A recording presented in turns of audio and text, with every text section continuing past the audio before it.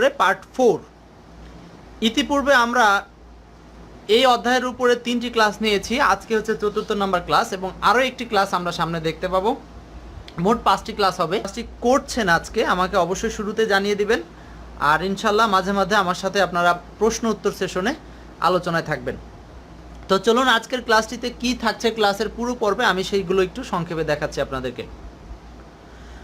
খুব বেশি কথা বলে সময় নষ্ট করব না, আমরা কাজের কাজটাই বেশি করার চেষ্টা করব। তো চলুন আমরা যা কিছু শিখব, আজকের আলোচনা যা শিখব সেগুলো একটু সংক্ষেপে আমি আরবার একটু দেখাচ্ছি। যারা ছিলেন বা ছিলেন না একটু কষ্ট করে আরেকবার দেখবেন, যেহেতু নতুন করে আমি আবার শুরু করেছি, আগেরটা কেটে দিয়েছি। তো যাই হোক, আজকে শিখব কোয়াসি প্যাসিভ যুক্ত বাক্যের ভয়েস, কমপ্লেক্স সেন্টেন্সের ক্ষেত্রে ভয়েস, থার্ড কন্ডিশনাল যুক্ত বাক্যের ক্ষেত্রে ভয়েস চেঞ্জ। এরপর শিখব বি গোয়িং টু যুক্ত বাক্যের ভয়েস চেঞ্জ। এই পোর্শনগুলো কিন্তু একটু মনে রাখবেন, আমরা কি কি শিখতে যাচ্ছি সেগুলো কিন্তু জরুরি। এরপরে দেখব গ্রুপ ভার্ব যুক্ত বাক্যের ভয়েস, তারপর দেখব দুটি অবজেক্ট যুক্ত অ্যাসার্টিভ বাক্যকে ভয়েস করার নিয়ম, তারপর it is time to plus verb যুক্ত বাক্যের ভয়েস, সর্বশেষ যে নিয়মটি দেখব সেটি হচ্ছে it plus be verb plus adjective যুক্ত বাক্যের ভয়েস চেঞ্জ। তো এই 8টা নিয়ম থেকে আজকে আমরা আলোচনা করব। সবাইকে আমি অনুগ্রহ করে বলবো যে এই 8টি নিয়মই কিন্তু পরীক্ষার জন্য খুবই গুরুত্বপূর্ণ, কারণ এইসব নিয়ম থেকেই কিন্তু বিভিন্ন পরীক্ষাতে বেশি প্রশ্ন হয়ে থাকে। তো প্রথম যে নিয়মটি সেটি হচ্ছে কোয়াসি প্যাসিভ ভার্ব যুক্ত বাক্যের ভয়েস চেঞ্জ। কোয়াসি প্যাসিভ যুক্ত বাক্যের ভয়েস চেঞ্জ। এখানে আমি কোয়াসি প্যাসিভ বিষয়টা একটু ক্লিয়ার করার আগে আপনাদেরকে যেটা বলতে চাই সেটি হচ্ছে ভার্বের মোটামুটি 3টি অবস্থা পাওয়া যায়। একটা বেসিক না শিখালেই নয়, সেটি হচ্ছে একটা বাক্যে সাবজেক্টের ধরন অনুযায়ী ভার্বের 3টা প্যাটার্ন পাওয়া যাবে। একটা হচ্ছে অ্যাক্টিভ ভার্ব, আরেকটা প্যাসিভ ভার্ব, আরেকটা হচ্ছে quasi passive verb. Active verb হচ্ছে যে ভার্বের সাবজেক্টটা নিজে কাজ করে, আর প্যাসিভ ভার্ব হচ্ছে যে ভার্বের সাবজেক্টটা নিজে মোটেই কাজ করে না, অর্থাৎ ইনঅ্যাক্টিভ। আর কোয়াসি প্যাসিভ হচ্ছে যেখানে সাবজেক্টটা ব্যক্তি না হয়েও অ্যাক্টিভের ন্যায় কাজ করে, অর্থাৎ সেটা বোঝা যায় না যে সেটা নিজে ব্যক্তি না বস্তু, অর্থাৎ সেটা নিজেই কাজ করে আবার নিজেই কাজ করেন, এমন একটা 2 ধরনের ইতস্তত অবস্থায় থাকে, সেইগুলো হচ্ছে কোয়াসি প্যাসিভ ভার্ব। তো আমি আপনাদেরকে উদাহরণগুলোর দিকে একটু দৃষ্টি আকর্ষণ করছি। যেমন বলছি রনি ইটস রাইস, এখানে দেখেন এইটা হচ্ছে রনি নিজেই ভাত খায়, সো এটা active verb. Rice is eaten by Roni, তার মানে রনির দ্বারা ভাত খাওয়া হয়, অর্থাৎ সাবজেক্টের জায়গায় রাইস আছে বাট সেটা অ্যাক্টিভ পজিশনে নাই, অর্থাৎ প্যাসিভ মোডে আছে, সো এই জন্য এটাকে বলা হচ্ছে প্যাসিভ ভার্ব ইজ ইটেন। আর এখানে বলা হয়েছে রাইস সেলস চিপ, মানে চাল সস্তায় বিক্রি হয়। খেয়াল করেন, চাল কি নিজেই নিজেকে বিক্রি করে না মানুষের দ্বারা বিক্রি হয়? মানুষের দ্বারা বিক্রি হয়, কিন্তু তারপরেও এখানে ভার্বটা আছে অ্যাক্টিভ রূপে। এই জন্য এই যে সাবজেক্টটা বস্তুবাচক হয়েও অ্যাক্টিভ হিসাবে কাজ করে, এই জন্য এই ভার্বগুলোর নাম হচ্ছে কোয়াসি প্যাসিভ ভার্ব। তো আমরা এই নিয়ম থেকেই কিছু উদাহরণ দেখাবো যে কিভাবে আমরা প্যাসিভ করতে পারি। তো প্রথমেই স্ট্রাকচারটা একটু ফলো করেন। Subject plus quasi passive verb plus complement অথবা অ্যাডজেক্টিভ দুইভাবে আমরা পাবো। আমি আবার বলছি, subject plus quasi passive verb plus complement অথবা অ্যাডজেক্টিভ আকারে পাবো। কখনো কখনো কমপ্লিমেন্ট নাও পাওয়া যেতে পারে, আমরা সেটাও দেখব। তবে এই অ্যাক্টিভ গঠনটাকে আমরা প্যাসিভ কিভাবে করব সেটা দেখাচ্ছি। দেখেন, সাবজেক্ট প্লাস বি ভার্ব, প্রথমে subject plus be verb plus complement plus adjective. আমি আবার বলছি, এটাকে আমি উদাহরণ দিয়ে দেখাচ্ছি। এর পরপর যে অতিরিক্ত অপশনটা আসবে সেটা হচ্ছে হোয়েন প্লাস ইট অথবা দে বসবে। এটা সাবজেক্টের প্যাটার্ন অনুযায়ী, সাবজেক্ট সিঙ্গুলার হলে ইট আর প্লুরাল হলে দে বসবে, তারপর বি ভার্ব বসবে, এরপরে ভার্বের 3 নম্বর রূপ বসবে। তো এই স্ট্রাকচারগুলো কিন্তু আমরা অনেকেই মুখস্থ রাখতে পারবো না, এই জন্য আমরা স্ট্রাকচারগুলোকে চেষ্টা করব উদাহরণের সাহায্যে বোঝার জন্য। আচ্ছা, একজন বলছেন 3 নম্বরটা সম্পর্কে আরেকটু বলেন। আমি শাহজাহান বলেছেন এই কথাটা, আমি আবার একটু ঘুরিয়ে যাচ্ছি সেখানে, এই 3 নম্বরটা সম্পর্কে, তাই তো? 3 নম্বরটা হচ্ছে কোয়াসি প্যাসিভ মোড। আমি আবার বলছি, যেখানে ভার্বের কাজটা অ্যাক্টিভ আকারে দেখাবে কিন্তু সাবজেক্টটা অ্যাক্টিভ না। দেখেন, রাইস কি কখনো অ্যাক্টিভ সাবজেক্ট? এটা তো ব্যক্তি না, হ্যাঁ, এটা হচ্ছে বস্তুবাচক সাবজেক্ট। তো বস্তুবাচক সাবজেক্ট কিন্তু স্বাভাবিকভাবে অ্যাক্টিভ হয় না। তারপরেও যখন এরকম অবস্থায় পাওয়া যায় তখন এই ভার্বটার নাম হচ্ছে কোয়াসি প্যাসিভ ভার্ব। ক্লিয়ার? আচ্ছা, তাহলে আমরা কমপ্লিমেন্ট যুক্ত অথবা অ্যাডজেক্টিভ যুক্ত কোয়াসি প্যাসিভের ক্ষেত্রে একটু দেখলাম, সেটা আমরা কিভাবে প্যাসিভ করব। একটা যে সাবজেক্টটা থাকবে আগে সেই সাবজেক্টটা এখানে থাকবে, তারপরে বি ভার্ব, তারপরে কমপ্লিমেন্ট বসাবো, এরপরে হোয়েন, তারপরে নতুন সাবজেক্টের আগমন করাবো ইট অথবা দে, এরপর আমরা ওই বি ভার্ব বসাবো টেন্স অনুযায়ী, তারপরে ভি3 বসাবো। একদম উদাহরণ ছাড়া বিষয়টা ক্লিয়ার করা যাবে না। দেখেন উদাহরণ,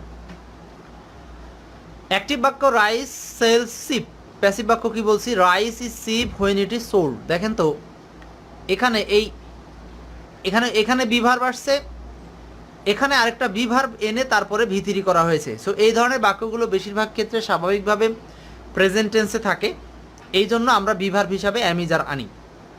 খেয়াল করেন, rice is chip when it is sold, rice is chip when it is sold. এখানে কেন ই জানলাম, কারণ এটা প্রেজেন্ট ইনডেফিনিট টেন্স, এই জন্য বিভার হিসাবে ই জানলাম, আর এই যে লাস্টের অ্যাডজেক্টিভটা এখানে বসালাম। এরপরে নিয়ম অনুযায়ী একটা অতিরিক্ত কনজাংশন হোয়েন আনবো, অর্থাৎ এটা সিম্পল সেন্টেন্সে ছিল, এটা হয়ে গেছে কমপ্লেক্স সেন্টেন্সে, হোয়েন আনলাম। আর ইট আনলাম কারণ এখানে রাইসটা আছে সিঙ্গুলারে। একটা নিয়ম ভালো করে বুঝলে সবগুলো পারবেন, এই জন্য ইট। আর এই যে সেলস আছে না, এই সেলস ভার্বের প্যাসিভ রূপ হচ্ছে ইজ সোল্ড, এই জন্য এখানে ব্যবহার করা হয়েছে ইজ সোল্ড। তাহলে আমরা আশা করি বুঝতে পারছি এই ভার্বটাকে এই পাশে এনে প্যাসিভ, আর প্রথম অংশে হচ্ছে সাবজেক্টের সাথে বি ভার্ব দিয়ে এই লাস্টের অ্যাডজেক্টিভটা বসাতে হবে, rice is chip when it is sold. So এটা অনেকেই মুখস্থ করে রেখেছেন, কিন্তু বিশেষ উদাহরণের ক্ষেত্রে কিন্তু মুখস্থ করে লাভ নাই, মনে পড়বে না, এই জন্য স্ট্রাকচারের বিষয়টা একটু মাথায় থাকতে হবে। এখন দেখেন কমপ্লিমেন্ট বিহীন কোয়াসি প্যাসিভ ভার্বের ক্ষেত্রে প্যাসিভ, যেমন আগেরটায় ভার্বের শেষে একটা কমপ্লিমেন্ট ছিল, কমপ্লিমেন্ট মানে হচ্ছে যে সাবজেক্ট নিয়ে কথা বলে, আর এখানে এই বাক্যগুলোতে কমপ্লিমেন্ট নাই। কমপ্লিমেন্ট না থাকা অবস্থায় দেখেন কি অবস্থায় আছি, দ্য হাউস ইজ বিল্ডিং, বাক্যের বাংলা কি, দ্য হাউস ইজ বিল্ডিং, মানে বাড়িটি নির্মাণ হচ্ছে। খেয়াল করেন, বাড়ি কি নিজে নিজে নির্মাণ হয়? হয় না, মানুষের দ্বারা হয়। তবু এখানে বাক্যটা অ্যাক্টিভ রূপে আছে, ইজ বিল্ডিং, ইজ বিল্ডিং মানে নির্মাণ হচ্ছে। তো এইটা দেখেন প্রেজেন্ট কন্টিনিউয়াস মোডে আছে। সো এই ধরনের বাক্যগুলোকে প্যাসিভ মুড করার ক্ষেত্রে, সো এই বাক্যগুলো কোয়াসি প্যাসিভ মুড হিসাবে এখানে যেটা করতে হবে সেটি হচ্ছে আপনাকে জাস্ট সাবজেক্টের পজিশনে সাবজেক্ট ঠিক রাখতে হবে, আর স্বাভাবিক নিয়মেই যে প্যাসিভ হয় সেই জায়গাটা প্যাসিভ করে দিতে হবে, অর্থাৎ the house is being build. হ্যাঁ, এইটাকে কিন্তু অনেকেই এই বাক্যটার প্যাসিভ খুঁজেই পাবে না। এটাকে আবার চাইলে ভিন্ন মুডেও করা যায়, সেটা ভিন্ন মুডে আনা যাবে না এই কারণেই, কারণটা হচ্ছে এখানে সাবজেক্টের পজিশনে অলরেডি যাকে প্যাসিভে আনা লাগতো সেটা অ্যাক্টিভ সাবজেক্ট রূপেই আছে। সো অ্যাক্টিভ সাবজেক্ট রূপে যেহেতু আছে, এই জন্য বস্তুবাচক সাবজেক্টটাকেই সাবজেক্ট আকারে রাখলাম, আর প্যাসিভের স্বাভাবিক নিয়ম ফলো করলাম, অর্থাৎ ইজ বিং বিল্ড। তো এইটাও মনে রাখবেন। তাহলে আমরা কোয়াসি প্যাসিভের ক্ষেত্রে দুইভাবে প্যাসিভ করতে পারবো আজকে শিখলাম। একটা হচ্ছে আমরা ছোটোবেলায় যেটা শিখেছি হোয়েন দিয়ে, আরেকটা হচ্ছে হোয়েন আনা যাবে না, যেখানে কমপ্লিমেন্ট থাকবে না, মানে হচ্ছে এই সাবজেক্টের সাথে ম্যাচিং করে এই পজিশনে কোনো কমপ্লিমেন্ট নাই, মানে সাবজেক্ট সম্পর্কে অতিরিক্ত কিছু নাই, তখন আমরা স্বাভাবিকভাবেই নিয়মেই করে দিব, কিন্তু কোনো ধরনের সাবজেক্ট অবজেক্ট পরিবর্তন হবে না, বায়ও আসবে না, শুধু ভার্বের জায়গাটা পরিবর্তন হবে। ক্লিয়ার? যাচ্ছে এবার উদাহরণে।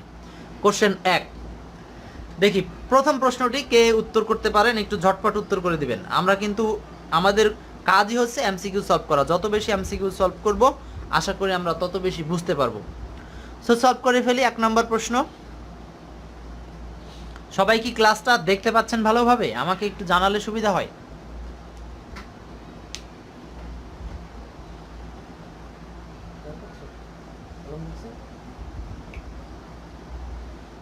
আচ্ছা, 1 নম্বর প্রশ্নে আসেন। The passive voice of the pill taste bitter. আচ্ছা, প্রথমেই উত্তর করে দিয়েছে হচ্ছে আফরোজা, এরপর শাহজাহান। আফরোজা বলেছেন 4, শাহজাহানও বলেছেন 4 নম্বর। হ্যাঁ, দুজনেই 4 নম্বর বলছেন, এক্স্যাক্টলি 4ই উত্তর হবে। আচ্ছা, খেয়াল করেন যারা দেখছেন, শুধু সংক্ষেপে ব্যাখ্যাটা করে দিচ্ছি। দ্য পিল টেস্টেড বিটার, তার মানে হচ্ছে ওষুধের স্বাদ হচ্ছে তিক্ত বা তিতা। এখন এখানে টেস্টেস এটা হচ্ছে কোয়াসি প্যাসিভ ভার্ব। হ্যাঁ, দেখেন ভার্বটা অ্যাক্টিভ রূপে আছে, সাধারণ টেন্সের স্ট্রাকচারে আছে, সো এটাকে প্যাসিভ মুডে করব। এখন এই বিটার হচ্ছে কমপ্লিমেন্ট, এই দ্য পিলের কমপ্লিমেন্ট আকারে আছে, তার মানে যে বিটার সেই তো দ্য পিল, তো কমপ্লিমেন্ট আশা করি সবাই চিনেন।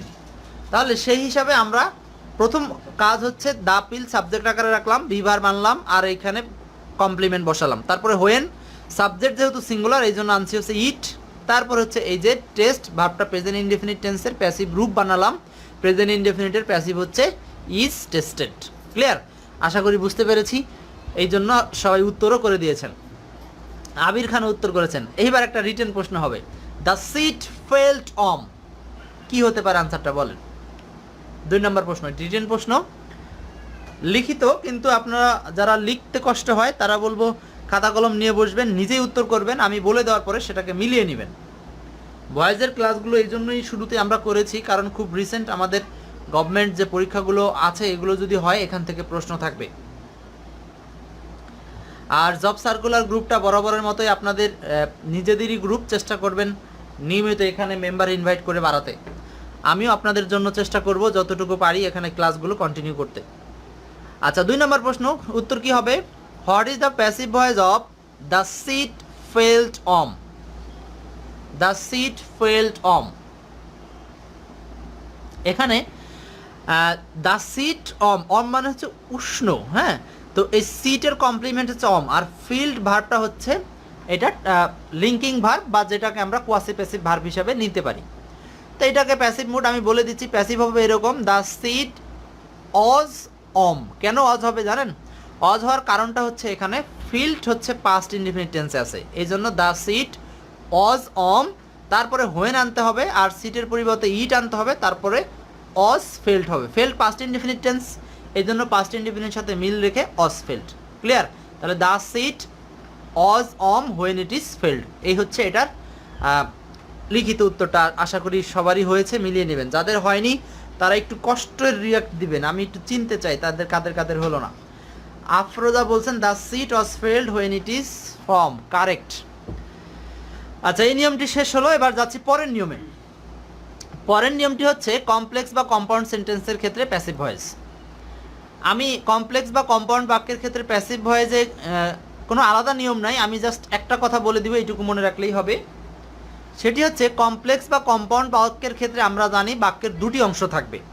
তো দুটি অংশ থাকলে আমরা কিন্তু দুটি অংশের মধ্যে যদি দুটি অংশে প্যাসিভ করার যোগ্য হয়, অর্থাৎ দুটি অংশেই ভার্বটি ট্রানজিটিভ ভার্ব হয়, তাহলে কিন্তু উভয় অংশেরই প্যাসিভ করব। আর যদি এমন হয় যে একটি অংশের ভার্ব প্যাসিভ করার যোগ্য, তাহলে ওই অংশটারই প্যাসিভ করব। তার মানে আমরা জানি প্যাসিভ করার কিছু যোগ্যতা লাগে, সেটা হচ্ছে ট্রানজিটিভ ভার্ব লাগে। তো ট্রানজিটিভ ভার্ব হলেই আমরা দুটি অংশেরই প্যাসিভ করতে পারবো। তো চলে আসি 4 নম্বর প্রশ্নটা, দেখি কে কে 4 নম্বর প্রশ্নের উত্তর করতে পারছেন। অনেক বড় বাক্য, একটু ভেবে উত্তর করবেন। আমি সময় দিচ্ছি 15 second. 15 second. I know that he did the work. I know that he did the work.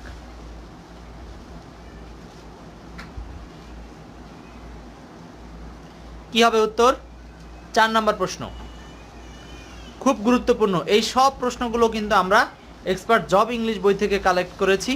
Video class ভিত্তিক বাংলাদেশের একমাত্র বই এক্সপার্ট জব ইংলিশ। সেখানে আরও অনেক এমসিকিউ পাবেন, আমরা জাস্ট ক্লাসের সাথে কিছু কম এমসিকিউ সলভ করছি। 4 নম্বরটা প্রথমে ফলো করেন। আই নো, আমি জানি। আমরা সবাই জানি হচ্ছে এই নো ভার্বটা হচ্ছে ট্রানজিটিভ ভার্ব, অতএব আমরা এই অংশটারও প্যাসিভ করতে পারবো।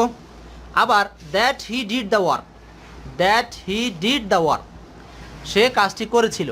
তো দ্যাটের পরবর্তী এই অংশটাও কিন্তু আমরা প্যাসিভ করতে পারবো, কারণ উভয় অংশে দেখেন অবজেক্ট আছে। এখানে একটা অবজেক্ট আছে উজ্জ্বল, সেটা হচ্ছে ইট, আর এখানে অবজেক্ট সরাসরি দেওয়াই আছে হচ্ছে দ্য ওয়ার্ক, তাই না? এই যে দ্য ওয়ার্ক দেওয়াই আছে, অতএব আমরা এখানে দুই অংশেরই প্যাসিভ করতে পারবো।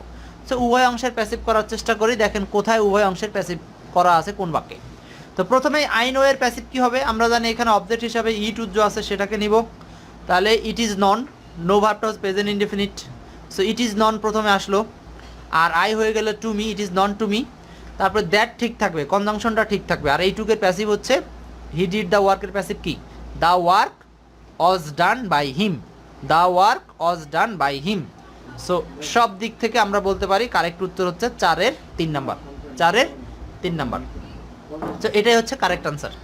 তো অনেকেই দেখছি সঠিক উত্তর দিয়েছেন, অনেক ধন্যবাদ। যাচ্ছি আপনাদেরকে নিয়ে একটা বিকল্প নিয়মে, অর্থাৎ এই কমপ্লেক্স বাক্যের ক্ষেত্রে একটা বিকল্প নিয়ম আছে, সেটা দেখাবো। আগের প্রশ্নে আফরোজা, শাহজাহান দুইজনই সঠিক উত্তর দিয়েছেন। আচ্ছা, বিকল্প নিয়মে আসেন। নো, আস্ক, ডিপেন্ড ইত্যাদি ভার্বের পর সাবঅর্ডিনেট ক্লজটি প্যাসিভ না করে সাবজেক্ট ধরে আমরা মেইন ক্লজটিকে প্যাসিভ করতে পারি। কি বললাম বলেন তো? এই 3টা ভার্বের ক্ষেত্রে নো, আস্ক এবং ডিপেন্ড, এই ভার্বগুলো যখন সাবঅর্ডিনেট ক্লজটিতে প্যাসিভ না করব, মানে মেইন ক্লজে থাকবে, তখন আমরা সাবঅর্ডিনেট ক্লজটিকে আর প্যাসিভ না করে সেটাকেই সাবজেক্ট ধরে নিয়ে করতে পারবো। যেমন দেখেন, Lord knew what they cost, এখানে নো ভার্বটা আছে কোথায়? মেইন ক্লজে। আর এইটুককেই আমরা সরাসরি সাবজেক্ট আকারে ধরে নিতে পারবো, কারণ নো ভার্বের পরে যে ক্লজটা থাকে মূলত সেই ক্লজটা অবজেক্টের ন্যায় কাজ করে। এগুলো ব্যতিক্রম নিয়ম, খুব খেয়াল। নো ভার্বের পরে বা আক্স ভার্বের পরে বা ডিপেন্ড ভার্বের পরে যে সাবঅর্ডিনেট ক্লজটা থাকে সেগুলো স্বাভাবিকভাবে অবজেক্টের ন্যায় কাজ করে, বিধায় এটাকেই সরাসরি অবজেক্ট ধরে সাবজেক্টের পজিশনে নিয়ে এসে প্যাসিভ করতে পারবো। তাহলে কি করলাম দেখেন, এখানে উত্তরটা দেখেন, হোয়াট দে কস্ট, এরপরে নিউ ভার্বের প্যাসিভ রূপ হচ্ছে অজ নন, কারণ এটা পাস্ট টেন্সে আছে, অজ নন, তারপরে নো ভার্বের পরে টু বসে, এরপরে হচ্ছে লর্ড, সাবজেক্ট ছিল অবজেক্ট হয়ে গেল। এই হচ্ছে একটা বিকল্প নিয়ম। সো আমি আগের প্রশ্নটা নিয়ে যাচ্ছি, আগের যে প্রশ্নটা ছিল এটাকেও কিন্তু আপনি চাইলে এইভাবেই প্যাসিভ করতে পারতেন। আমি বলে দিচ্ছি সের বিকল্প নিয়ম কি। বিকল্প হবে এরকম, that he did the work is known to me, এইভাবেও কিন্তু এটাকে প্যাসিভ করা যাবে। সো এটা পরীক্ষার হলে দুইভাবে থাকতে পারে, খুব গুরুত্বপূর্ণ নিয়ম। আশা করি বুঝতে পেরেছেন। কেউ কোথায় বুঝতে সমস্যা হলে আমাকে বলবেন, প্রয়োজনে আমি রিপিট ব্যাখ্যা করব। তো 5 নম্বরটা আমি কিন্তু অলরেডি বলেই দিলাম, এটাই এখানে আসছে দেখেন, বিগত সালে অনেকগুলো পরীক্ষাতে আসছে 8 নম্বর প্রশ্নটা। আচ্ছা, এরপরে যাচ্ছি পরের নিয়মে। থার্ড কন্ডিশনাল সেন্টেন্সযুক্ত বাক্যকে কমপ্লেক্স করার নিয়ম। থার্ড কন্ডিশনাল, তো থার্ড কন্ডিশনাল মানে হচ্ছে আমরা ইফযুক্ত যে সমস্ত থার্ড কন্ডিশনাল সেন্টেন্স পাবো সেগুলো কমপ্লেক্স বাক্য থাকতে পারে। এক্ষেত্রে জাস্ট আপনি এই গঠনটার দিকে তাকান, এদিকে আর তাকাতে হবে না। হ্যাঁ, কমপ্লেক্স বাক্যের ক্ষেত্রে দুটি অংশটি প্যাসিভ করা যায়। গঠনটা কি, if plus subject plus had plus been plus ভিথিরি, যখন সাবজেক্টটা নিজে কাজ করে না তখন প্যাসিভ মুড আকারে থাকবে। থার্ড কন্ডিশনাল স্ট্রাকচারে আমরা জানি পাস্ট পারফেক্ট টেন্স হয়। মনে করে দিচ্ছি, মনে রাখার চেষ্টা করেন, পাস্ট পারফেক্ট টেন্সে মাঝখানে একটা বিন দিলেই সেটা প্যাসিভ মুড হয়ে গেল। পাস্ট পারফেক্ট টেন্সে মাঝখানে বিন দিলেই এটা প্যাসিভ মুড হয়ে গেল। সো বাক্যের সাবজেক্টটা যদি নিজে কাজ না করে তাহলে এখানে প্যাসিভ খুঁজবেন এইভাবে। আচ্ছা, তারপরে subject plus would could might plus have plus been plus ভি3, তার মানে থার্ড কন্ডিশনালে মাঝখানে বিন দেওয়া মানে হচ্ছে প্যাসিভ মুড। সো যেহেতু থার্ড কন্ডিশনাল দুটা বাক্য, তাহলে উভয় অংশে যদি বিন থাকে তাহলে মনে করবেন উভয় অংশই প্যাসিভ।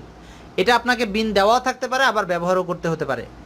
এক কথায় সাবজেক্ট যদি নিজে কাজ না করে তাহলে আমরা এক্ষেত্রে থার্ড কন্ডিশনালে উভয় অংশে, যে অংশে কাজ করবে না সেই অংশে বিন নিব, আর অপর অংশে স্বাভাবিকভাবে অ্যাক্টিভ থাকবে। সো এক পাশে অ্যাক্টিভ হতে পারে, আরেক পাশে প্যাসিভ হতে পারে, আবার উভয় পাশেই প্যাসিভ হতে পারে। এটা খেয়াল রাখলেই হবে। যাচ্ছি উদাহরণে। কোশ্চেন 8, দেখি 8 নম্বর প্রশ্নের উত্তর কারা কারা করছেন। এখানে একটা কথা বলেছি, মাঝে মাঝে লাইক দিলে ভালো হয়, মানে আপনারা যে আছেন আমার সাথে এটা একটু বোঝাবেন। আর আনসার করতে পারলে তো কমেন্ট করবেন, সেক্ষেত্রে খুবই জরুরি। আসলে একটু অ্যাক্টিভ থাকার জন্য হলেও চেষ্টা করেন কমেন্ট করতে। পড়াশোনার বিষয়টা আসলে কেউ কাউকে জোর করে শেখাতে পারে না, এটা যার যার ইচ্ছাটা বেশি থাকতে হয়। তো 8 নম্বরে আছি আমরা। 8 নম্বর কি হতে পারে উত্তর? কোশ্চেন 8, 8 নম্বর বলা আছে he would have gone to England, he would have gone to England if his visa.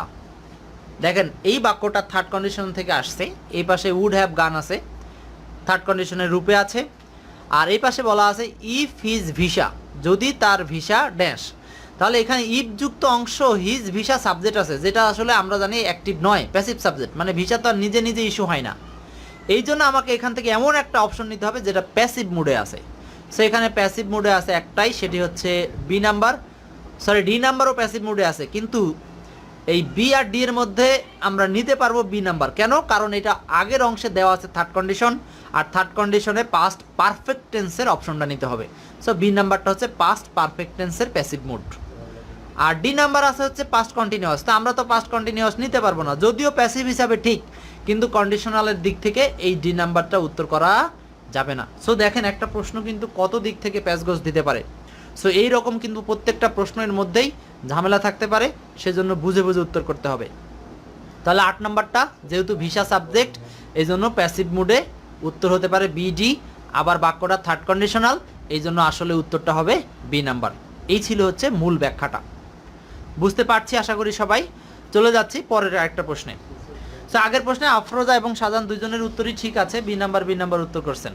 এবার আসেন 9 নম্বর প্রশ্ন, দেখে এইটা কে উত্তর করতে পারেন। আমি কিন্তু এটা বলে দিব না, চেষ্টা করতে হবে।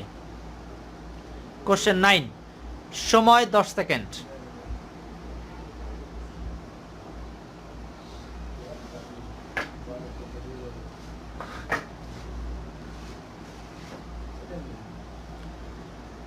9 নম্বর প্রশ্ন, 10 সেকেন্ডের মধ্যে উত্তর চাই।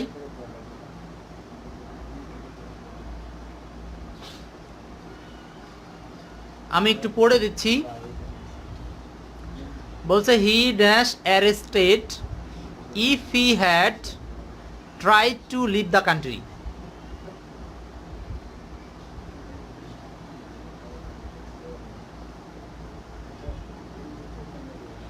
আচ্ছা, 9 নাম্বার, ইফ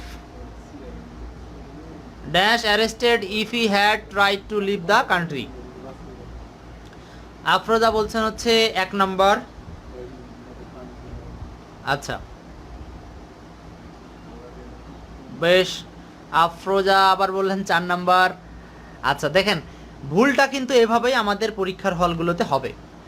সবাই চিন্তা করবে এটা তো থার্ড কন্ডিশনাল আছে, ইফযুক্ত অংশ পাস্ট পারফেক্ট টেন্সে আছে এই পাশে, হ্যাড ট্রাইড, তার মানে থার্ড কন্ডিশনাল মানে চোখ বুঝে উত্তর করে দিবে কোনটা, হি উড হ্যাভ অ্যারেস্টেড। দেখেন পরীক্ষার হলে কিন্তু এটাই আগে দিছে। মজার বিষয় হচ্ছে এটাই কিন্তু বিসিএস আসা প্রশ্ন, সো বি কেয়ারফুল। এখানে যেহেতু অ্যারেস্টেড আছে, ভার্বের 3 নম্বর রূপ দেওয়াই আছে, এই জায়গাতে তাকাতে হবে। বলেন তো, মানুষ কি নিজে নিজে অ্যারেস্ট হয়? সে কি পুলিশের কাছে যায় বলে আমাকে অ্যারেস্ট করেন? খুব কম ব্যাপার আছে এগুলো। তাহলে পুলিশ একে অ্যারেস্ট করেছে, সো এটা প্যাসিভ মুড হবে। তো প্যাসিভ মুড অনুযায়ী থার্ড কন্ডিশনালে হবে উড হ্যাভ বিন অ্যারেস্টেড। দেখেন অ্যারেস্টেডের আগে বিন বসিয়ে দিলে প্যাসিভ মুড আকারে এটা হচ্ছে সঠিক উত্তর। ক্লিয়ার? সো প্রিয় দর্শক, এই ধরনের মজার মজার প্রশ্নগুলো কিন্তু আমরা সলভ করছি প্রতিনিয়ত এই গ্রুপে বা আমাদের এক্সপার্ট ইংলিশ গ্রুপেও হচ্ছে। তো যে যে গ্রুপে লাইভগুলো দেখছেন চেষ্টা করেন শেয়ার করতে, জানি সবাই আমরা এগুলো শিখতে পারি। এখন দেখব হচ্ছে বি গোয়িং টু যুক্ত বাক্যকে প্যাসিভ করার নিয়ম। বি গোয়িং টু মানে বোঝাচ্ছে হচ্ছে বি ভার্বের সাথে গোয়িং টু থাকবে, গোয়িং টুর পরে একটা ভার্বের বেস ফর্ম থাকবে। চলে আসি স্ট্রাকচারে। দেখেন স্ট্রাকচারটা হচ্ছে subject plus be verb plus going two plus V1 থাকবে। আবার বলছি, subject plus be verb plus going two plus V1 থাকবে। প্যাসিভ করার সময় আমরা যেটা করব, সাবজেক্ট অবজেক্টে পরিবর্তন করে দিব, সাবজেক্ট অবজেক্ট একে অন্যের জায়গাতে পরিবর্তন করব। এরপরে আমরা be verb plus going to be plus ভি3 প্লাস বাই বসিয়ে দিব। অর্থাৎ এই যে এখানে যে বি ভার্বটা থাকবে টেন্স অনুযায়ী, সেই বি ভার্বটা এখানে থাকবে। আর এরপরে আমরা গোয়িং টুকে ঠিক রাখবো। আর এই যে গোয়িং টু প্লাস ভি1 ছিল, জাস্ট এই ভি1টাকে আমরা টু বি প্লাস ভি3 আকারে প্যাসিভ করব। এখন এই বাক্যগুলোও কিন্তু আবার ভিন্ন গঠনেও করা যায়, তবে বেশিরভাগ ক্ষেত্রে এই স্ট্রাকচারটাই ভালো হবে। আমি ভিন্ন গঠনটা না যাচ্ছি, এই ধরনের গঠন অর্থাৎ B verb plus going two plus V1 থাকলে আমরা প্যাসিভ করার ক্ষেত্রে এই বি গোয়িং টুকে ঠিক রাখবো, আর এই টু এর পরে যে ভি1 ছিল এইটাকে আমরা প্যাসিভ করব। আমি উদাহরণে নিয়ে যাচ্ছি আপনাদেরকে কোশ্চেন 10। এটিও দেখেন বিসিএস সহ অন্যান্য পরীক্ষা আসা প্রশ্ন এটা। The passive of he is going to open a shop, he is going to open a shop. What will be the passive of this sentence? Please answer me. Have there anyone to give me answer? দেখেন he is going to open a shop, এই যে be going to মানে বোঝাচ্ছি B ভার্বের সাথে going to, তাই না? এখন এটাকে প্যাসিভ করবেন, কোনটা হতে পারে উত্তর? প্যাসিভ বলেন। আচ্ছা আমি উত্তরটা করে দিব। আপনারা এই ক্লাসগুলো চেষ্টা করবেন বিভিন্ন গ্রুপে একটু শেয়ার করে দিতে লাইভ চলাকালীন সময়, হ্যাঁ? ওকে, কে কে আমার ক্লাসটি দেখছেন একটু চেষ্টা করবেন নিচে বলে দিতে যে আমি দেখছি ভাই অমুক জায়গা থেকে অমুক জায়গা থেকে, হ্যাঁ? আপনারা একটু নিচে বলে দেন, আমি আপনাদেরকে পড়ে দিব। আচ্ছা তাহলে 10 নম্বরের উত্তরটা আমি বলে দিচ্ছি। 10-এর উত্তর হচ্ছে 4 নম্বর। আশা করি সবারই উত্তর হওয়ার কথা। দেখেন 10-এর উত্তরটা 4 নম্বর কিভাবে। হি is going to open a shop, এখানে হি চলে যাবে শেষে আর এ শপ চলে আসবে সামনে, আসলো। আর ইজ গোয়িং এই কথাটা ঠিক থাকবে, বিভাবের পজিশনটা ঠিক থাকবে। তারপর আমরা বলছি এই যে টু ওপেনকে করব হচ্ছে to be opened, to be opened by him, এই হচ্ছে আপনার আসল জায়গাটা। ক্লিয়ার? এই বাক্যটাকে কিন্তু ভিন্নভাবে করা যায়। আমি ভিন্নভাবে কিভাবে করা যায় একটু মুখেই বলে দিচ্ছি, সেটা এইভাবে করতে পারবেন। এ শপ ইজ বিং গান টু ওপেন বাই হিম, এভাবেও কিন্তু এটাকে চাইলে উত্তর করা যায়। তো যাই হোক, আমরা দুইভাবে না যাই, আমরা এই প্রশ্নটা বিগত সালে এইভাবে আনসার ছিল, সেইভাবে আমরা উত্তর করলাম। তো ধন্যবাদ সবাইকে। আমাকে আফরোজা লিখছেন হচ্ছে শরীয়তপুর থেকে দেখছেন, অনেক ধন্যবাদ। শরীয়তপুরের বন্ধু সার্কেলকে যুক্ত করে ফেলেন আমাদের সাথে, যেন তারাও আমাদের পুরো ক্লাসটি দেখে। সাইমা ইসলাম রিনা বলেছেন হচ্ছে ডি নাম্বার উত্তর, ঠিক ছিল আপনার উত্তরটি। আচ্ছা, এখন দেখব হচ্ছে আমরা গ্রুপ ভার্ব যুক্ত ভার্বের ক্ষেত্রে প্যাসিভ ভয়েস করার নিয়ম। গ্রুপ ভার্ব যুক্ত ভার্বের ক্ষেত্রে প্যাসিভ করার নিয়ম।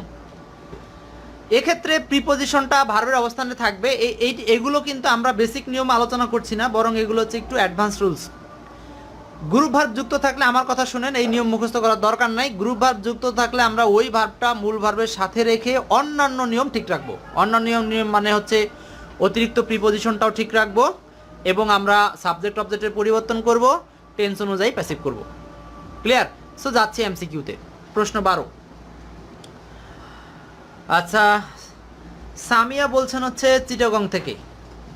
গুড। চিটাগং থেকে আমাদেরকে অনেকেই দেখেন, আপনিও যুক্ত হয়েছেন। সামিয়া, চাইলে আপনার ফ্রেন্ড সার্কেলকে একটু যুক্ত করবেন এবং এই লাইভ ক্লাসটা বিভিন্ন গ্রুপে শেয়ার করে আসবেন। আচ্ছা, 12 নম্বরটা কি উত্তর হতে পারে? দেখি কে আগে উত্তর করতে পারি আমরা। আপনাদের জ্ঞাতার্থে বলছি, এই নিয়মগুলো কিন্তু আমরা সম্পূর্ণটাই আলোচনা করছি হচ্ছে আমার লেখা এক্সপার্ট জব ইংলিশ বই থেকে। আপনারা জানেন এক্সপার্ট জব ইংলিশ বইতে ভিডিও ক্লাস সংযোজন করা আছে, এটি বাংলাদেশের একমাত্র বই। সো যারা জব প্রিপারেশন নিচ্ছেন তারা এই বইটি দেখার চেষ্টা রাখতে পারেন। তো যাই হোক, 12 নম্বরের কি উত্তর হতে পারে দেখি। 12 নম্বরের উত্তর হচ্ছে 2 নম্বর। হ্যাঁ, দেখি কাদের উত্তর হচ্ছে। 12 নম্বর উত্তর 2। কিভাবে হলো? এই যে প্রথমে আমরা হিমটাকে নিয়ে আসলাম সাবজেক্টের পজিশনে, আর এখানে ভার্ব হচ্ছে লাভড। তো লাভড ভার্বের প্যাসিভ রূপ কি? যেহেতু এটা পাস্ট ইনডিফিনিট টেন্স, তাহলে অজ লাভড হবে। এখন অজ লাভড দিলাম, কিন্তু তারপরে আবার অ্যাট ঠিক থাকবে। কেন? আমরা জানি লাভ অ্যাট মানে হচ্ছে কারো দিকে চেয়ে হাসা। তো এই জন্য লাভ ভার্বের সাথে যে অ্যাডটা ছিল গ্রুপ ভার্বের পজিশন, এটা একদম এখানেও ঠিক থাকবে। এরপর অতিরিক্ত একটা ভয়েসের জন্য বাই আসবে। ভয়েস চেঞ্জের নিয়মে যে বাই আসে, by all of his friends, মানে তার সকল বন্ধুর দ্বারা তার দিকে তাকিয়ে হাসা হয়েছিল। ক্লিয়ার? তো এই যে প্যাসিভ মুডে দেখেন, অনেকে চিন্তা করবেন ভাই একসাথে দুইটা প্রিপোজিশন বসছে, অ্যাটও আছে বাইও আছে, এটা কি করে হয়? না, দুটাই হতে পারে। কারণ হচ্ছে অ্যাটটা হচ্ছে এই গ্রুপ ভার্বের নিয়মে বসেছে, আর বাইটা হচ্ছে প্যাসিভে অবজেক্ট ব্যক্তিবাচক আছে, এই কারণে বাই বসেছে। ক্লিয়ার? তো বন্ধুরা, আমি চলে যাচ্ছি পরের প্রশ্নে। এখানে দুইটা প্রশ্ন আছে, 13 and 14। এই দুইটা প্রশ্ন রিটেন আকারে দিছি। আমি জানি রিটেন কোশ্চেন দেখলে অনেকে ভয় পান আপনারা। এটা জাস্ট ব্রেন স্টর্মিং করতে হবে, মানে আপনার ব্রেনকে একটু বুঝতে দিতে হবে যে আমি আসলে পারি কিনা। তো ব্রেনকে বোঝার স্বার্থে আপনারা একটু চেষ্টা করেন। উত্তর করতে হবে না, যারা লিখতে পারেন দ্রুত লিখে ফেলেন, আর যারা খাতা কলম নিয়ে বসেছেন আপনারা খাতা কলমে উত্তরটা লিখেন, তারপর আমি বলে দিচ্ছি, মিলিয়ে নেবেন। আমরা কিন্তু ক্লাসের একদম প্রায় মাঝামাঝি পর্যায়ে আসছি। ক্লাস চলবে মোটামুটি আরও আধা ঘন্টা, আশা করি সবাই থাকবেন। তো 13-14। আচ্ছা, 13 নম্বর প্রশ্ন, take care of your health. 13-14।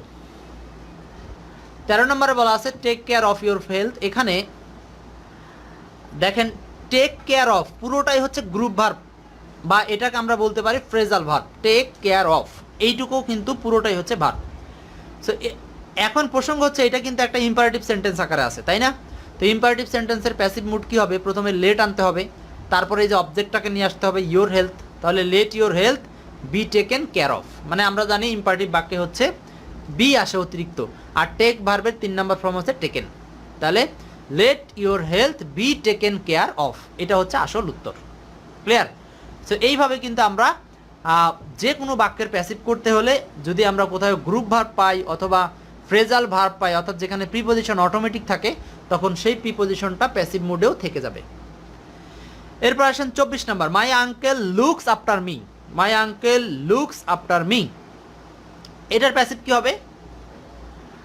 আচ্ছা, কেউ লিখেন নেই, আমি বলে দিচ্ছি। এটা হবে এরকম, এই যে দেখেন, লুক আফটার মানে দেখাশোনা করা, এটা গ্রুপ ভার্ব না? এইটা কিন্তু একদম ফিক্সড থাকবে। লুক আফটারটা গ্রুপ ভার্ব হিসাবে জায়গা মতো ফিক্সড থাকবে। এরপর আমরা এই লুক আফটারকে প্যাসিভ করব। তাহলে প্যাসিভ করব, আই নিয়ে আসবে শুরুতে, I am looked after. I am looked after, হ্যাঁ, এটা হচ্ছে অ্যাম লুকড হবে, যেহেতু প্রেজেন্ট ইনডেফিনিট টেন্স আছে। I am looked after by my uncle, এই হচ্ছে উত্তর। আশা করি অনেকের উত্তর মিলেছে, যাদের মিলেনি তারা আমাকে জানিয়ে দেন। আচ্ছা, নতুন নতুন কে কোথা থেকে দেখছেন আমাকে একটু জানাতে ভুলবেন না। কে কোন জেলা থেকে? জেলা বলতে পারেন, থানা বলতে পারেন, অথবা আপনার ইউনিভার্সিটি বলতে পারেন। আচ্ছা, চলে আসি দুটি অবজেক্টকে যুক্ত করার জন্য অ্যাসার্টিভ বাক্যকে প্যাসিভ করার নিয়ম। আচ্ছা, দুটি অবজেক্ট যুক্ত, আমি এখান থেকেই বলে যাচ্ছি, আমি নিয়মে গিয়ে এত এত কথা আপনারা পড়ে মন খারাপ হয়ে যাবে, এগুলো পড়ার দরকার নাই। জাস্ট আমার কথাটা শুনেন।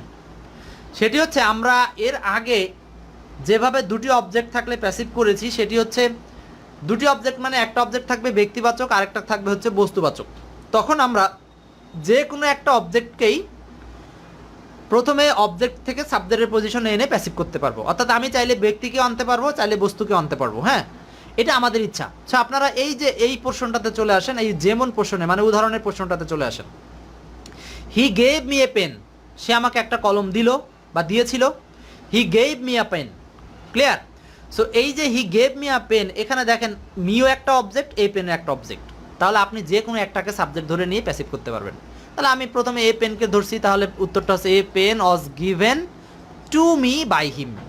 জাস্ট এখানে এই জিনিসটুকু খেয়াল রাখতে হবে, যদি আমরা বস্তুবাচক অবজেক্টকে এখানে নেই, তাহলে ব্যক্তিবাচকের অবজেক্টের সামনে একটা অতিরিক্ত টু আসবে।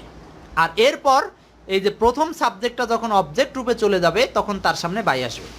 সো এটা একটু খেয়াল রাখবেন। আর টেন্স অনুযায়ী ভার্বের জায়গাটা পরিবর্তন হবে। আচ্ছা, এরপরে অরে চলে আসেন। I was given a pen by him, খেয়াল করেন, এটাও প্যাসিভ হতে পারে। মানে আমি যদি মিকে সাবজেক্টের পজিশনে নিয়ে আসি, তাহলে I was given a pen by him. এক্ষেত্রে পার্থক্যটা কি হলো? পার্থক্যটা হচ্ছে এখানে এ পেনের আগে কোনো প্রিপজিশনের প্রয়োজন নেই। অর্থাৎ যদি আমরা বস্তুকে সাবজেক্ট আকারে নেই, তাহলে ব্যক্তি যে অবজেক্টটা থেকে গেল তার আগে টু দিব, আর প্রথম সাবজেক্টটা শেষে গেলে তার আগে বাই দিব। ক্লিয়ার? এই হচ্ছে নিয়ম।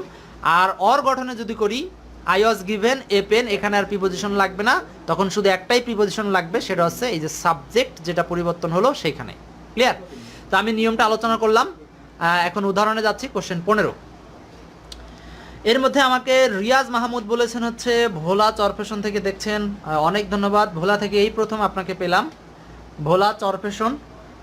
হ্যাঁ, দেখেন আপনার ফ্রেন্ড সার্কেলকে একটু যুক্ত করে ফেলেন। আপনার কোনো ভালো গ্রুপ থাকলে সেই গ্রুপে একটু কাজটা শেয়ার করে আসেন। অনেকে গ্রুপের অ্যাডমিন আছেন, তাদেরকে বলবো একটু শেয়ার করে আসবেন। আচ্ছা, জান্নাত জেমি বলছেন হচ্ছে I am look chapter by my uncle. Yes, আগের কোশ্চেনটা। শাহজাহান বলেছেন হচ্ছে 2 নম্বর উত্তর এই প্রশ্নে। ঠিক আছে। আচ্ছা, আর কেউ 15 নম্বর প্রশ্নটা? আচ্ছা, কোশ্চেন 15 কি হতে পারে answer? Question 15, the correct passive of they elected him captain. They elected him captain.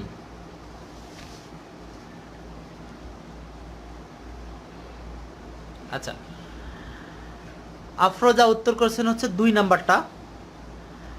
আপনি কিন্তু বেশ সঠিক উত্তর করতে পারেন, অনেক ভালো। আচ্ছা, 15 নাম্বার প্রশ্নের উত্তর আসলেই 2 নাম্বার। আমি বলে দিচ্ছি, দে ইলেক্টেড হিম ক্যাপ্টেইন, এখানে দুইটা অবজেক্ট আছে, একটা হচ্ছে হিম আর একটা হচ্ছে ক্যাপ্টেইন। সো আমি যদি হিমকে সাবজেক্ট আকারে আনি, তাহলে এখানে দেখেন হিম চলে আসছে, হি হয়ে গেছে। তাহলে he was elected captain by them. He was elected captain by them. আর ক্যাপ্টেইন এখানে আনা যাবে না, captain is elected him by them, এটা প্যাসিভ মোডে হচ্ছে না, কারণ এখানে হিমের আগে আসলে হিমটা এখানে বসবে না, হিম বসবে পরে। হ্যাঁ, এটা হবে না। আচ্ছা, এখানে দেখেন আরেকটা বিষয়, এই বাক্যটা যারা সঠিক উত্তর করতে পেরেছেন, আমি বলবো যে তারা বেশ ব্রিলিয়েন্ট। ক্লিয়ার? আচ্ছা, চলে যাচ্ছি পরের প্রশ্নে। 16 রিটেন প্রশ্ন। আমি আর রিটেনে না থাকছি, চলে যাচ্ছি রিটেন থেকে একটু অগ্রসর হয়ে। এখন একটা অ্যাডভান্স রুলস দেখব, যে রুলসটাতে স্বাভাবিক নিয়মে প্যাসিভ হবে না, একটু ব্যতিক্রম নিয়ম। আচ্ছা, ইট ইজ টাইম 2 + V1 থাকলে প্যাসিভ করার নিয়ম। আচ্ছা, আবার বলছি, ইট ইজ টাইম +2 + V1, এটা কিন্তু সম্পূর্ণ ব্যতিক্রম নিয়ম। এগুলো আমাদের এক্সপার্ট ইংলিশ বইতে পাবেন, এক্সপার্ট জব ইংলিশ বইতে পাবেন। আমি ব্যাখ্যা করছি। যদি ইট ইজ টাইম 2 + V1 থাকে, তাহলে প্যাসিভ করবেন যেভাবে, প্রথম ইট ইজ টাইমটা ইট ইজ টাইমের জায়গায় ঠিক রাখবেন। ভালো করে শোনেন একদম, এগুলো থেকে কিন্তু প্রশ্ন আসবে।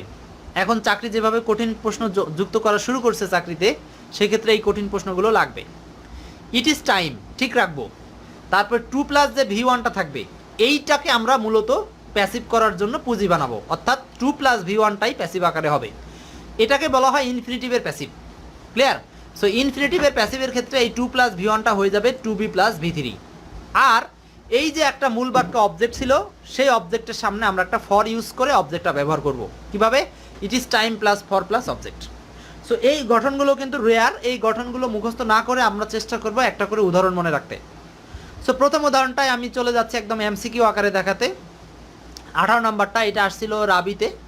ইট is time to stop the shop. It is time to stop the shop, এটার বাংলা হচ্ছে দোকান বন্ধ করার এটাই উপযুক্ত সময়, বা এখনই দোকানটি বন্ধ করতে হবে, এরকম। তাহলে ইট ইজ টাইম প্লাস ইনফিনিটিভ আছে, তাহলে আমরা প্যাসিভে বলছি প্রথমে ইট ইজ টাইম ঠিক থাকলো, তারপরে আমরা ফর আনলাম, এই যে লাস্টের অবজেক্টটা নিয়ে আসলাম it is time for the shop, তারপরে এই যে টু স্টপ ভার্বটাকে প্যাসিভ করে দিলাম to be stopped. To be stop. Clear? তো প্রিয় দর্শক, এইভাবে কিন্তু আমরা এই ব্যতিক্রম প্রশ্নগুলো সলভ করব। সেই নিয়মগুলো আপনারা চাইলে আমাদের ক্লাসগুলো নিয়মিত দেখতে চান যদি, তাহলে ক্লাসগুলো শেয়ার করে রাখেন নিজ নিজ টাইম লাইনে, এখনই শেয়ার করে ফেলেন, জানে সেখান থেকে আরও কয়েকজন যুক্ত হয়। ভালো জিনিস শেয়ার করলে কিন্তু সব হয়। হ্যাঁ, আচ্ছা, অনেকে শেয়ার করার কথা শুনলে ক্লাস থেকে পালিয়ে যায়। পালানোর দরকার নাই, না পারলে সমস্যা নাই, প্রশ্নের উত্তর সলভ করেন। 19 নাম্বারটা, question 19, it is time two shut up the shop. যারা ক্লাসগুলো দেখছেন তারা হয়তো বুঝতে পারছেন যে এর ফলাফলটা কোথায় গিয়ে গড়াবে, অর্থাৎ আপনারা পরীক্ষার হলে এখান থেকে কোশ্চেন কমন পাবেন। সো 19 নাম্বার প্রশ্নটা আসেন। কোশ্চেন 19 কি হবে বলেন? কোশ্চেন 19, শাহজাহান বলেছেন 19-এর হচ্ছে 1, আফরোজা বলেছেন 1, আর কেউ?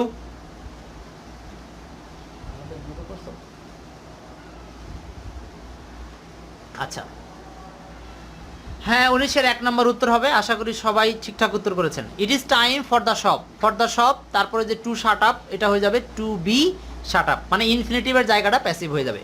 সো এই জিনিসগুলো খেয়াল রাখবো। আচ্ছা, আপনাদের জ্ঞাতার্থে একটা নিউজ জানাতে চাই, সেটা হচ্ছে আমরা এখন যে গ্রুপে ক্লাস করছি সেই গ্রুপটির নাম হচ্ছে জব সার্কুলার। এই গ্রুপে সবাই মেম্বার অ্যাড করবেন। আমরা প্রতিনিয়ত ক্লাস করতে চাই এখানে। একইভাবে আমরা কিন্তু 8:30টার দিকে এক্সপার্ট ইংলিশ গ্রুপেও কিন্তু ক্লাস নিব। সেখানে আজকে ক্লাস হবে ডিটারমিনার অধ্যায়ের। যারা পরের ক্লাসটি করতে চান এক্সপার্ট ইংলিশ গ্রুপে অ্যাড হয়ে যাবেন, আমি সেখানে 8:30টায় ক্লাস নিব। আচ্ছা, পরের নিয়মটি হচ্ছে it plus be verb plus adjective plus infinitive থাকলে প্যাসিভ। কি বললাম? It plus be verb plus adjective plus infinitive থাকলে প্যাসিভ করার নিয়ম। এখানে এই যে ইটের পরে be verb plus adjective plus infinitive, so এইটাও একটা ব্যতিক্রম স্ট্রাকচার, বি কেয়ারফুল। আচ্ছা, স্ট্রাকচারটা একটু ফলো করেন। একটু পড়ে আসি। আগের উদাহরণে সামিয়া বলছিলেন 19-এর 1 ঠিক ছিল। এমডি রিয়াজ মাহমুদ, আপনি কোথা থেকে দেখছেন? রিয়াজ মাহমুদ বেবি কোলে আছে আপনার। আচ্ছা, ঠিক আছে, 1 নম্বর উত্তর। তো যাই হোক, আমরা পরের নিয়মে আসি। নিয়মটা হচ্ছে it plus be verb plus adjective plus infinitive থাকলে প্যাসিভ। ঠিক সেম নিয়মে এখানেও কিন্তু ইনফিনিটিভ অপশনের প্যাসিভ হবে। সো এই যে it plus be verb plus adjective যেটা থাকবে সেটা হুবহু থেকে যাবে, জাস্ট বি ভার্বের পজিশনটা সাবজেক্ট অবজেক্ট পরিবর্তন হওয়ার ফলে এম থেকে ইজ অথবা ইজ থেকে আর এরকম হতে পারে, কিন্তু টেন্সের কোনো পরিবর্তন হবে না। তাহলে be verb it plus be verb plus adjective plus infinitive plus object থাকলে এই অবজেক্টটা হয়ে যাবে সাবজেক্ট, আর এই ইট হয়ে যাবে অবজেক্ট, আর মাঝখানে যে বি ভার্ব অ্যাডজেক্টিভ সেটা ঠিক থাকবে, টেন্স অনুযায়ী ঠিক থাকবে, আর এই 2 + V1কে আমরা প্যাসিভ করবো হচ্ছে 2B + V3। খুব ব্যতিক্রম নিয়ম, এগুলো সবার জন্য প্রয়োজন। চলে যাচ্ছি উদাহরণ দিয়ে ক্লিয়ার করতে। উদাহরণে আসেন। 20 number, the right passive voice of it is impossible to do this.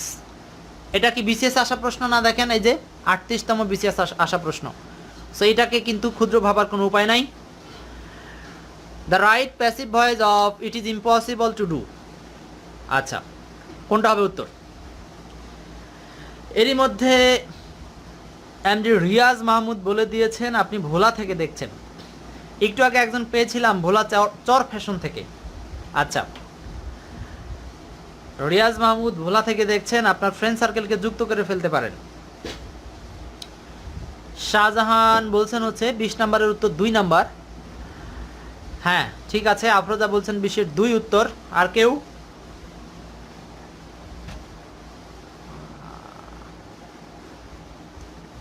আচ্ছা ঠিক আছে, সবাই উত্তর সঠিক করেছেন। 20 নম্বরের উত্তর হচ্ছে 2।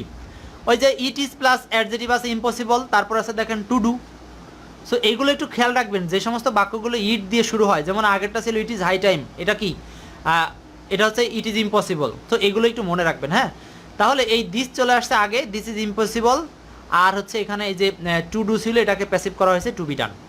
আশা করি সবাই বুঝছেন। এগুলো থেকেই ইনশাল্লাহ সামনে পরীক্ষায় প্রশ্ন আসবে। দেখেন এইগুলো 38তম বিসিএস এ প্রশ্ন আসছে। সো আমি কিন্তু এখানে গুরুত্বপূর্ণ জিনিস নিয়ে আলোচনা করি। তো প্রিয় দর্শক, এই পর্যন্ত আমরা 20 নম্বর পর্যন্ত 8টা নিয়মে 20টি এমসিকিউ আলোচনা করেছি। সো এই 8টি নিয়ম থেকে যদি আপনারা আরও অনেক এমসিকিউ সলভ করতে চান, তাহলে বলবো যে এক্সপার্ট জব ইংলিশ বইটি সংগ্রহ করেন, সেখানে আপনারা সব পাবেন। করতে পারেন আর কি। অনেকে মনে করে যে আমি বইয়ের প্রচার করছি, আসলে এটা আপনাদের জানার জন্য বলছি। প্রয়োজন হলে আপনারা নেবেন, না হলে দরকার নেই। এখন দেখবো হচ্ছে ওভারঅল প্র্যাকটিস। এখন একটু শেয়ার করতে পারেন। আমরা আর অল্প কয়টা প্রশ্ন ওভারঅল প্র্যাকটিস করেই আজকের ক্লাসটি শেষ করব। প্রায় ক্লাসের শেষের দিকে চলে আসছি। সো চলুন ওভারঅল প্র্যাকটিসের মধ্যে প্রথম প্রশ্নটাই দেখে নেই। প্রথম প্রশ্ন হচ্ছে 21, 21 নাম্বার প্রশ্নটি, আয়রন ফিলস হার্ড, কি হবে বলেন? কোশ্চেন 21,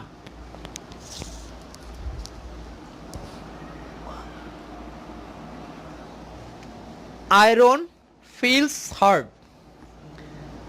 দেখেন, লোহা শক্ত অথবা লোহা ধরলে শক্ত অনুভব হয়, এরকম।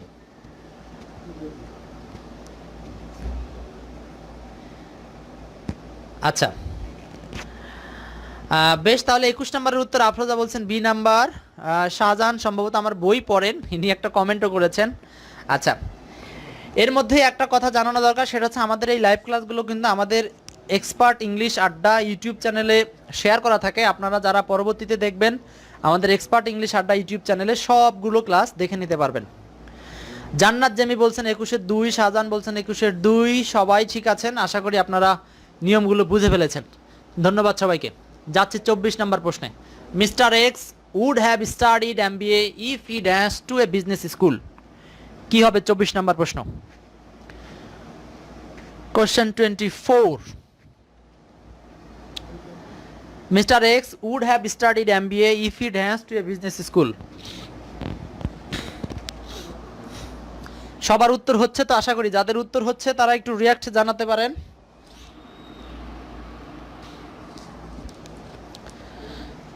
আচ্ছা, 24-এ আফরোজা বলছেন হচ্ছে 2 নাম্বার। আর কেউ? এই প্রশ্নটা 20 সেকেন্ড সময় দিয়েছি। কোশ্চেন উত্তর করার আগে একটু খেয়াল রাখবেন যে উত্তরটা আসলে কোন নিয়ম থেকে হচ্ছে। কেমন? জেমি বলছেন হচ্ছে 24-এর 2। ঠিক আছে, আপনার কথাটাও 24-এর 2 উত্তর। আচ্ছা, 24-এর 2 নাম্বারই উত্তর। কেন? কারণ এটা প্যাসিভ মুড হবে। দেখেন, if he dash to a business school, মানে যদি তাকে একটি বিজনেস স্কুলে ভর্তি করানো হইতো, মানে সে নিজে ভর্তি হইতো না, বরং অন্য কারো দ্বারা ভর্তি হইতো, তাহলে সে এমবিএটা অধ্যয়ন করতে পারত। Question 26, we are going to close the door, the passive of the sentence, কি হবে বলেন?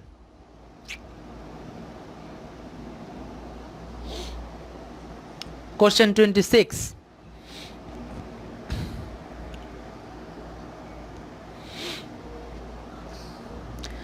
আচ্ছা আমাদের ক্লাস কিন্তু খুব শীঘ্রই শেষ হয়ে যাবে, আর 7-8 মিনিটের মধ্যে। আচ্ছা, 24-এর বি নাম্বার উত্তর করেছেন শাহজাহান। ঠিক ছিল আপনার উত্তর।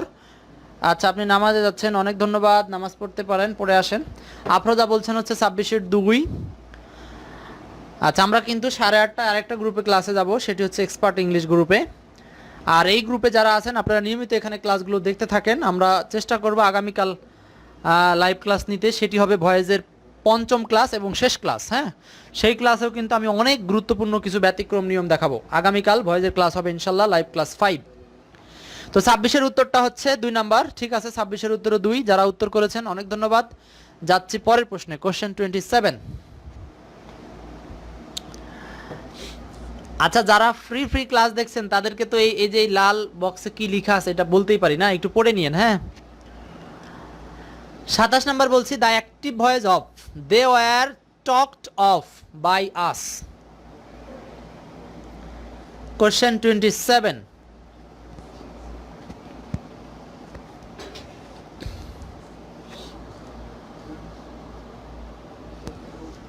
দেখেন বাক্যটা কিন্তু আছে প্যাসিভে, খুব সাবধান। পরীক্ষার হলে এগুলো অনেকে ধরতে পারে না, সময় কম কিন্তু অনেক উত্তর করতে হয়, এই জন্য এই বিষয়গুলো কিন্তু খুব চটপটে হতে হবে, প্রত্যেকটা শব্দের দিকে তাকিয়ে পড়তে হবে, তাহলে পরীক্ষার হলে ভালো করে সবকিছু বোঝা যাবে। The active voice of they were talked by us. They were talked by us. এখানে উত্তরটা হচ্ছে সি নাম্বার নয়, উত্তরটা হচ্ছে ডি নাম্বার। আফরোজা ভুল করে ফেলে দিয়েছেন। আচ্ছা কেন এত কল? আচ্ছা এটা হচ্ছে সি নাম্বার নয়, এটা D number. We talked of them. হ্যাঁ এটা হবে প্যাসিভ মুড, কারণ এই টক ভার্বের সাথে যে অফ ছিল এটা কিন্তু থেকে যাবে, কারণ এটা হচ্ছে গ্রুপ ভার্বের নিয়মে ছিল। গ্রুপ ভার্বের ক্ষেত্রে যে প্রিপোজিশনটা থাকবে সেটা কিন্তু যথাযথভাবে থেকে যাবে। তাহলে দে আর টকড অফ বাই আস, এটা হবে প্যাসিভ মুডে উই টকড অফ দেম। আচ্ছা মোটামুটি আপনাদের সাথে ক্লাস বলবো এই পর্যন্তই শেষ। মোট 27টি প্রশ্ন সলভ করলাম আজকে। আগামীকাল যথাসময়ে ক্লাস হবে ঠিক 7টার সময়, ভয়েস চেঞ্জের উপরে 5 নম্বর ক্লাস হবে। সো এটি আপনাদের গ্রুপে অ্যানাউন্সে দেওয়া থাকবে, যে বা যারা যেখান থেকে আমার ক্লাসটি দেখলেন সবাইকে